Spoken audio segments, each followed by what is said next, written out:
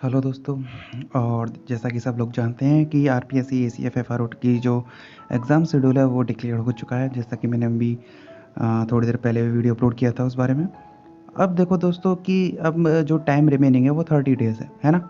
अब ये 30 डेज़ में हम अपनी प्रिपरेशन को कैसे करें जिसकी वजह से हम सिलेक्शन के बहुत करीब पहुंच जाएं, क्योंकि बहुत सारे लोग तो डाउट में इसमें भी होंगे कि भाई अभी तो जो ये एग्ज़ाम है वो पोस्टपोन हो सकता है ना।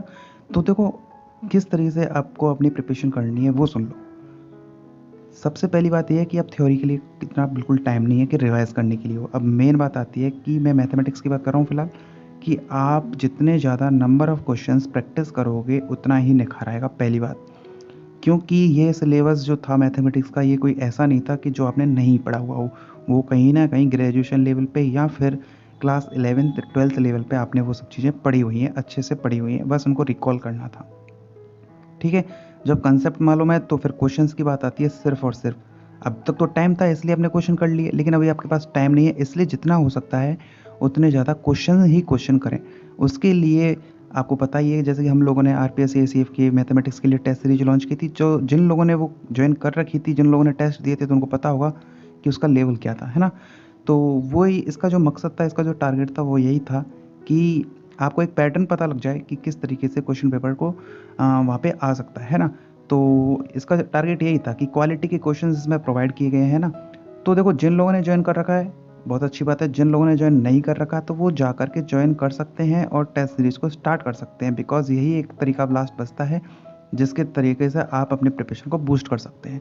दूसरी बात ये कि सपोज़ आपने अगर टेस्ट सीरीज़ ज्वाइन नहीं की है, सपोज़ करना, और आपने किसी और टेस्ट सीरीज़ को ज्वाइन किया गया है, आपने कर रखी है, तो उससे भी कोई दिक्कत नहीं है, बहुत अच्छी बात है, क्योंकि आप प्रैक्टिस करो तो वो कहीं से भी करो। हो सकता है कि आपके पास अगर बुक्स हैं तो आप बुक से कर सकते हो, कुछ पीडीएफ्स हैं तो पीडीएफ से कर सकते हो, यानी कंटेंट अगर मटेरियल आपके पास ऑलरेडी है तो आप कहीं से भी प्रैक्टिस करो, कोई दिक्कत वाली बात नहीं है, क्योंकि प्रैक्टिस होनी चाहिए, चाहे वो किसी और जरिए से हो, चाहे वो किसी और की टेस्ट सीरीज हो, ठीक है ना।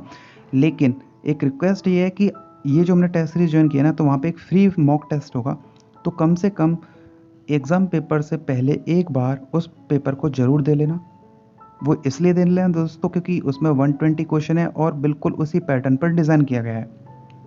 एसीएफ का जो मेन एग्ज़ाम होगा उसी पर इसको डिज़ाइन किया गया है, जिसमें 120 क्वेश्चंस हैं, ठीक है ना। तो वो फ्री में है।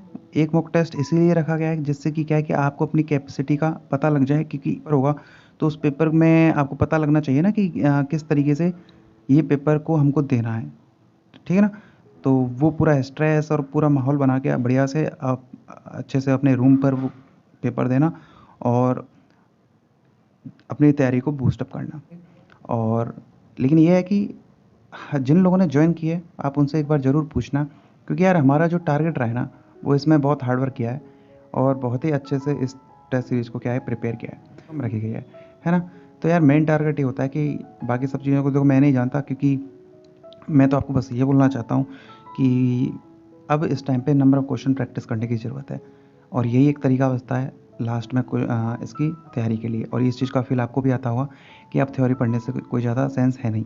अब तो जितना आप सपोज़ करो आप क्वाड्रेटिक करना चाहते हो, तो क्वाड्रेटिक की अब थ्योरी से क्या फ़ायदा, आप जितने ज़्यादा क्वेश्चन करोगे उतना ही बेटर है।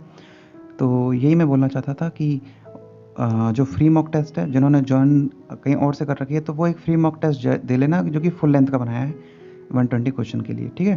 फिर भी कोई डाउट हो तो कमेंट करके पूछ लेना, और अब अपनी तैयारी को बूस्टअप कर देना, ये राइट मौका है। और देखो, जो होता है अच्छे के लिए होता है कि एक चीज़ देखो, आरपीएससी की उसने 1 महीने पहले ये सब चीज़ बताई है ना, तो आपके लिए अच्छा खासा मौका है यार। तो 1 महीने में बहुत कुछ हो जाता है, तो अपनी तैयारी दो, बेस्ट दो, और बेस्ट ऑफ लक, ठीक है। Bye bye.